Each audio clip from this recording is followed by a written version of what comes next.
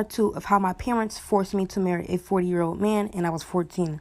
So we got married, and a couple months into the relationship, he became abusive.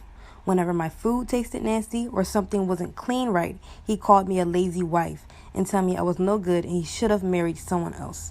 His 6-year-old son had no respect for me. The little boy scratched me, would yell at me, throw stuff at me, and my husband wouldn't do anything about it.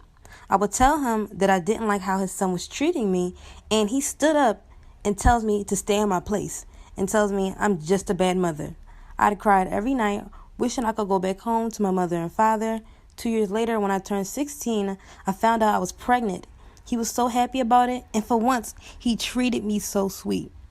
He would cook for me, clean, and told his son to be nice because his little brother was in there. When we found out the baby was a girl, he got mad and walked out on me. Part 3 will be up next. This is part 3 of how my parents forced me to marry a 40-year-old man and I was 14. So my husband was excited that I was pregnant, but when he found out I was having a baby girl, he got very upset and walked out of the room.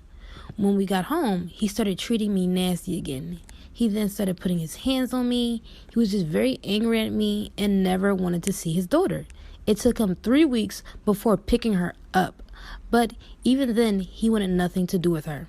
As years went on, I became quiet and I wouldn't speak to him. I would just make sure our home was clean and the children were taken care of.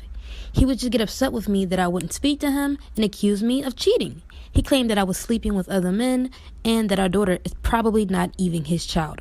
I never understood why, because I was always home because he didn't allow me to go out. But I soon realized he only accused me of cheating because he was cheating the entire time. Part 4 is coming up soon. This is part 4 of how my parents forced me to marry a 40-year-old man and I was 14. My husband would always accuse me of cheating, but I found out he only accused me because he was cheating on me the entire time. Ended up finding out because his son told me. And like I said earlier, his son never liked me in the first place. So when I had made him upset, he randomly said that's why my dad has a new woman. I was off about it, so I went to ask my husband about it, and he admitted to it.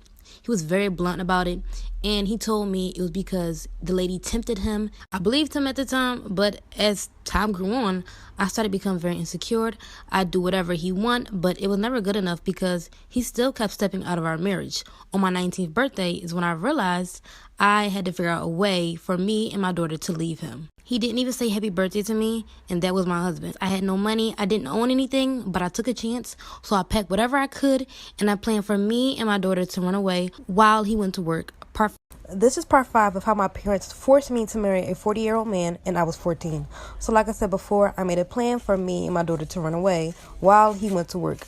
When he left, I packed up food, clothes, and took money that we saved up just in case something happened. I woke my daughter up out of her sleep and I told her we need to go. I woke her son up and I told him we were going to the store and that we would be right back.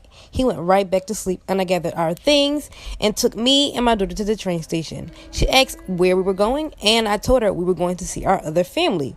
When we got on the train, my daughter went to sleep and I cried because of all the pain I was put through with my husband. I left and I wasn't able to say goodbye to my mother, father, or any of my younger sisters. I didn't want any of them to know because I knew they were going to try to send me back. And leaving was the best decision that I made of my life. It's now been 23 years and I found my now husband and we're living a better life.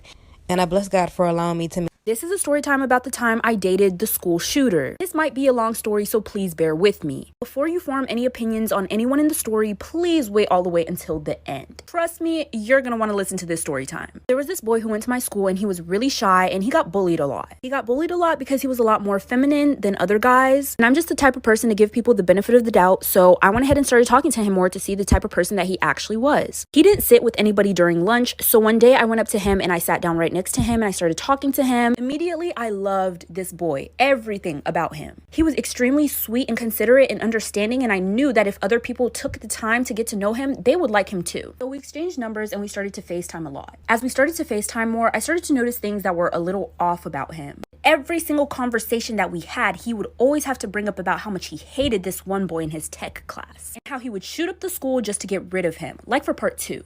This is part 2 about how I dated the school shooter. So let me backtrack a little bit from part 1. We exchanged numbers, we started to make plans to hang out outside of school, and we just started talking more outside of school, and eventually we started dating. He never really talked about this guy in his tech class until we started dating. Keep that in mind. For some reason, that guy in his tech class really bothered him. Like I said, he started talking about how he would shoot up the school just to get rid of this guy. At first, I thought it was just a joke and he was just saying that. Until he kept saying it. He started being so serious about it and he started planning it out and exactly what he would do when he did it. That started to scare me, and so I decided that I was going to record one of these conversations, just in case. Well, during that conversation, he said he planned to shoot up the school the next day. He said, in these exact words, "Fuck it, you know what? I'm just going to do it tomorrow." Then he tells me to not come to school the next day. That's when I know that he was actually being serious. Immediately after, I started writing up an email to the school like for part 3. This is going to be part 3 of the time I dated the school shooter. So his exact plan was to use this new gun that his dad had just recently bought. And his exact goal was to get rid of that guy in his tech class. And his tech class was in the beginning of the school day. So after I wrote that email to the school about his plan and inserted the recording that I secretly took of him admitting to it, I realized that I had sent that email at around 12:05 a.m. Most of the time, the teachers don't ever email you back unless the school day has already started. That morning, for some reason, everything in my gut was telling me I sent the email too late. They're not going to open it in time. They're not going to see it in time. My mom just thought that I was sick that day, so I told her that I was going to take a walk around the neighborhood. And I totally forgot to mention that he lived in my neighborhood. I told my mom I was going on a walk, but I was actually going to his house to tell his parents. By the time I got there, his mom told me that the dad is driving him to school. I told her his plan, let her listen to the recording. So she checked where the dad put the gun and it was not there. She called the dad to tell him to check his bag. The dad said he had already dropped him off at school and he was halfway home. His tech class was first period, like for part 4.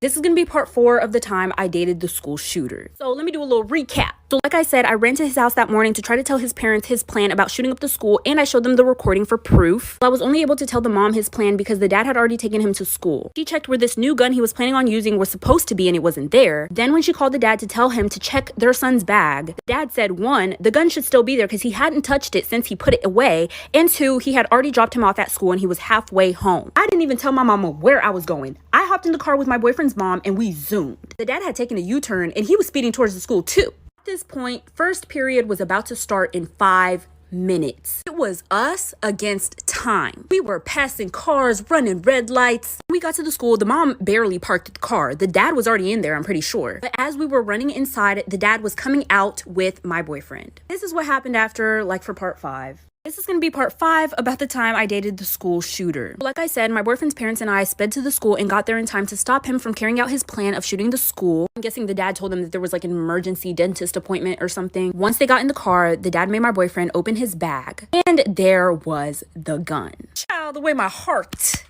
You hear that? That's how fast my heart was beating at the time. It was so hard to believe that he actually brought that gun to school, like he was actually going to carry out that plan. But from what I've seen, he was just so sweet and just does not seem like that type of guy at all. Mind you, his family was a very respected family in our neighborhood. They were super sweet. Everybody loved them. They just knew that the son was antisocial. After all this happened, I did not tell anybody about this. Like, I did not tell my best friends. I didn't tell my parents. I didn't tell nobody. Some time had passed and I hadn't talked to him. He wasn't coming to school and I was actually blocked on all socials. Even his parents blocked me. Went to his house multiple times, knocked on the door, nobody answered. Eventually someone told me that they moved, but I still had some unfinished business, like for part 6. So this is gonna be me finishing the unfinished business. Like I said, him and his family moved. They didn't tell anybody anything. They just packed their stuff and they left. Everyone in the neighborhood was so confused. But I kept my mouth shut. Like I said, I'm a real...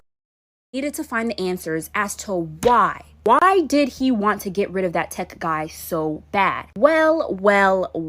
So I went to tech first period just to see who was all in the classroom. I didn't actually go in the classroom. I was just standing outside the classroom. Based on where my ex was saying that he sat in the room, I figured out who the tech guy was. As soon as the bell rang for first period to be over, I ran to that tech class. I stopped that guy that my boyfriend was talking about. I told him everything. And that is when he admitted to me that one day, they were hanging out. Mind you, this boy is a senior. My ex was a sophomore. They hooked up, but my ex was ashamed of what he did, so he threatened to say that he was taken advantage of. That boy said, well, I'm going to tell people the truth then if you're going to do that. So basically, my ex was embarrassed of his sexuality. Guessing after we started dating, he started to get super ashamed of what he did. And that's why he decided to shoot up the school. This story time is how I caught my boyfriend cheating on me with his sister. It was his stepsister, aka they weren't related, but they still grew up together, which was still weird. So me and my boyfriend have been together for 5 years, and I noticed him and his sister always had a close bond. They talk on the phone every day, and to me, it's normal because that's his sister. But recently this year, on its birthday, is when I caught him cheating on me. So my boyfriend had spent time with his family early on the day to celebrate, and I told him I was going to come over at night. But I lied because I was going to come over early and surprise him. So I went out, I bought balloons, cake, and I even got a damn PS5. I pulled up to his place, and as I'm getting everything ready, he walks out of his place with a girl, then hugs and kisses her goodbye. And it wasn't a peck, they went in. And me, I'm like shook because I just went all out for his birthday. And when the girl turns around, it's his sister.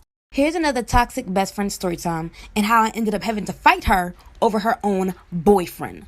So we're calling her Regina, and at the time we just graduated college, and that's where she met her boyfriend Kyle. They were together for a couple months, but I never met him, and as the story goes on, you'll find out why. 5 months into their relationship, Valentine's Day is coming up, and I wanted to do a double date. The 14th comes, and she canceled on me last minute, and she literally said, word for word, that she doesn't need her boyfriend being tempted to try to cheat on her on Valentine's Day. I didn't like that because she was implying that I would be the reason why he cheated. Anyways, a couple months later, I planned for us to do another double date for 4th of July. So we went to the beach, and of course, we wore bathing suits.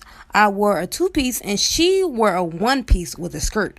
When we get to the beach, I start to get undressed. She pulls me aside saying, "Why are you wearing that in front of my boyfriend? You look like..."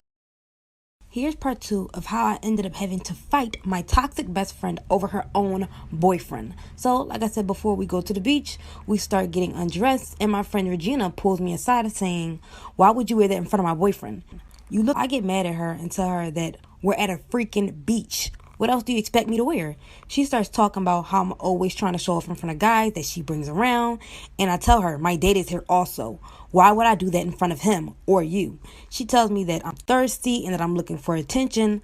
I laugh because I'm like, she gotta be joking. Then out of nowhere, she takes my towel, throws it at me very hard as though she wanted to hurt me and says, "Put your clothes back on, you." And guys, I crazy on this girl. Just know that at the end of the fight, she had a mouthful of sand in her mouth. And of course, the guys pulled us apart. She ended up packing all her things to go with her boyfriend, and I stayed at the beach and chilled all day.